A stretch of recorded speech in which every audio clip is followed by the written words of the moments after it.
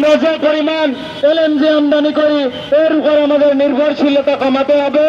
দেশের উৎপাদনের উপর আমাদেরকে নজরদারি দিতে হবে এবং সেই উৎপাদনকে ত্বরান্বিত করে এমন কোন মহল যাতে সিন্ডিকেট সৃষ্টি করতে না পারে, যারা অপব্যবহার করতেছে, আইনের অপব্যবহার করে সুদ ঘুষের সাথে জড়িত হয়ে যারা আজকে অবৈধ সংযোগ দিচ্ছে, গ্যাস পাচার করতেছে, তাদেরকে আইনের আওতায় এনে সুবিচার সুশাসন প্রতিষ্ঠিত করতে হবে।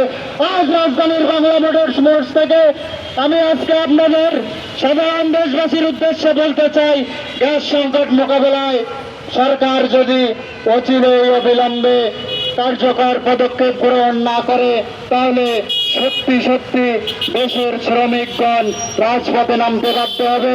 কারণ তাদের ক্ষমতা তাদের ততক্ষণ টিকে থাকবে যতক্ষণ শ্রমিকের পেটে ভাত যাবে, শ্রমিক বাঁচবে স্বাধীনভাবে, শ্রমিক তার পরিবারকে নিয়ে সুশাসনের পথকে ত্বরান্বিত করে এমন শাসনকে জনগণ প্রত্যাখ্যান করবে যদি এই গ্যাস সংকট মোকাবেলায় কার্যকর পদক্ষেপ গ্রহণ করা না হয়।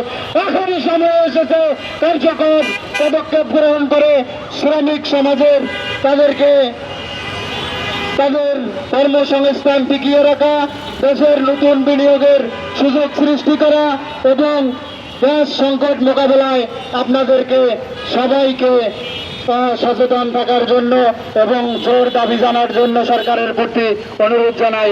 রাজধানীর বাংলা মোটরস মোড় থেকে আজকের মানববন্ধনে আমার সংক্ষিপ্ত বক্তব্য আমি এখানেই শেষ করছি। আল্লাহ হাফেজ, আসসালামু আলাইকুম।